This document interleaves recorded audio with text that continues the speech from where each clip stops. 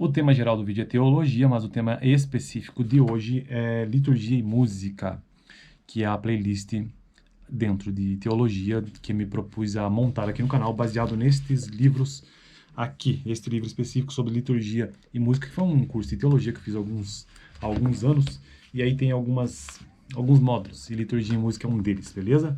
Bom, no vídeo anterior eu tratei sobre liturgia na sinagoga, e no vídeo antes daquele ainda eu tratei sobre liturgia no Antigo Testamento. E hoje eu quero tratar sobre liturgia no Novo Testamento, e o que é que este autor nos tem para nós retratarmos aqui no canal, então, sobre liturgia do Novo Testamento, no Novo Testamento. Basicamente, eram 4 partes na liturgia do Novo Testamento: oração, louvor, instrução e Eucaristia, também dito Santa Ceia ou Ceia do Senhor. Oração, louvor, instrução e ceia. Oração, louvor, instrução e ceia. 4 partes da liturgia do Novo Testamento. Apesar do cristianismo não ser uma religião sacerdotal, é impossível dissociar o seu culto da liturgia. Todo culto, aliás, pressupõe uma liturgia, necessariamente, que liturgia nada mais é do que a ordem no culto ou naquela cerimônia.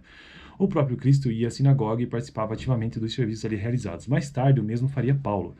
O primeiro lugar que o apóstolo visitava ao chegar a uma cidade gentia era a sinagoga. Em nenhum momento criticou ele o culto hebreu. Pelo contrário, certa vez propôs-se a fazer um voto essencialmente judaico para não escandalizar sua nação. Sendo hebreu, os primeiros membros da igreja, o culto cristão no início, em quase nada diferia do culto judaico. As diferenças, porém, já eram bem nítidas, a começar pelo dia escolhido para a reunião. Se os judeus congregavam-se ao sábado, os cristãos reuniam-se no primeiro dia da semana a fim de rememorar a ressurreição do Senhor. Além disso, em todas as reuniões celebravam a ceia, a mais importante e solene cerimônia da igreja. O culto cristão, ainda tendo suas raízes na ceia pascal judaica, reflete um conteúdo radicalmente novo apresentado por Jesus ao oferecer seu corpo e sangue pela sua morte vicária por nós em nossa salvação. Assim como os judeus se reuniam na Páscoa para lembrar os atos da criação e libertação do passado, os cristãos se reúnem no culto para rememorar os poderosos feitos de Deus pela redenção do mundo. A influência grega pode ser observada no uso de luzes no cerimonial e na música. A história local e regional coloriu o desenvolvimento do culto cristão. As escrituras do Novo Testamento e a instituição da Ceia do Senhor, porém, foram os elementos que fundamental e positivamente determinaram o seu desenvolvimento. Enganam-se os que pensam não haver no Novo Testamento um esquema de culto. Apesar de não encontrarmos nas páginas do Novo Testamento nenhuma descrição completa do culto cristão, constatamos que desde o início da igreja neotestamentária havia uma forma própria de culto, que é a liturgia.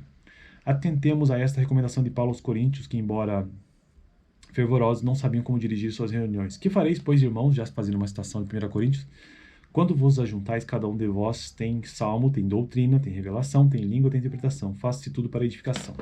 O espírito do Novo Testamento não é contrário à liturgia, é uma necessidade que se impõe ao culto, é um meio teologicamente válido em nossa adoração.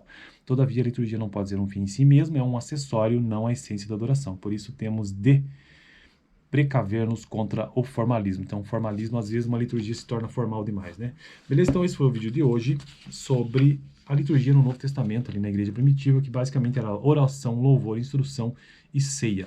Beleza? Eu fico por aqui. Veja esse vídeo aqui no final, em que eu tratei sobre a liturgia na sinagoga nos tempos bíblicos. Até mais.